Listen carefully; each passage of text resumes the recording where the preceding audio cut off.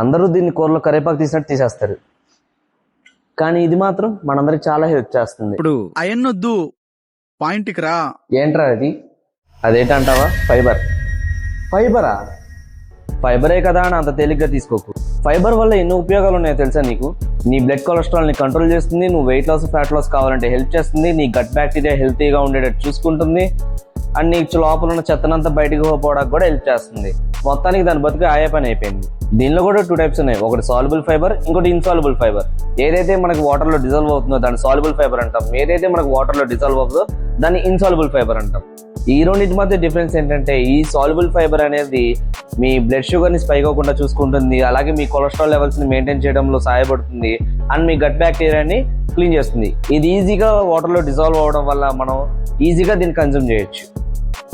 Example వచ్చేసి మనకి oats, citrus fruits ఇలాంటి వాటిల్లో ఈ సాల్యుబుల్ ఫైబర్ అనేది ఎక్కువ దొరుకుతుంది అనమాట. ఈ ఇన్సాల్యుబుల్ ఫైబర్ అనేది మనకు వాటర్లో డిజాల్వ్ అవ్వదు, ప్లస్ మనకు కాన్స్టిపేషన్ రాకుండా హెల్ప్ చేస్తుంది. అండ్ ఇది తీసుకోవడం వల్ల బెనిఫిట్ ఏంటంటే మన కడుపులో ఉన్న చెత్త అంతా ఇది క్లీన్ చేస్తుంది అనమాట.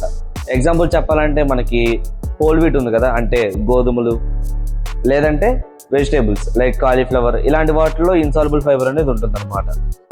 ఈ రెండే కాకుండా ముసుగు దొంగల 3వ వాడు ఉన్నాడు, వాడే రెసిస్టెంట్ స్టార్చ్.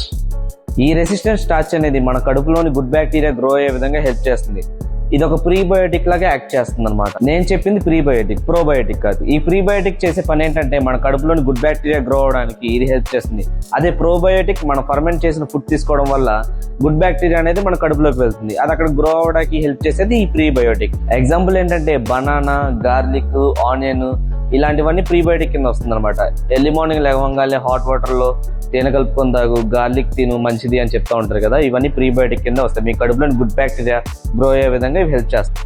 సో ఇప్పుడు వెయిట్ లాస్ అవ్వడానికి ఫైబర్ ఒకటే ఎక్కువ తీసుకుంటే సరిపోయింది అంటావు. అది కూడా నువ్వు లిమిటెడ్ క్వాంటిటీలో తీసుకుంటేనే బెటర్. ఈ ఫైబర్ అనేది నువ్వు ఎంత ఎక్కువగా తీసుకుంటే నీ కాన్స్టిపేషన్, డయర్లా కొన్ని గట్ ఇష్యూస్ అనేవి వస్తాయి.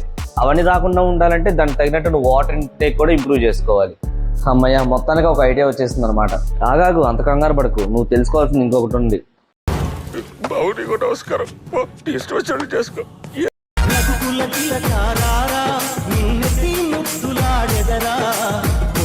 రామ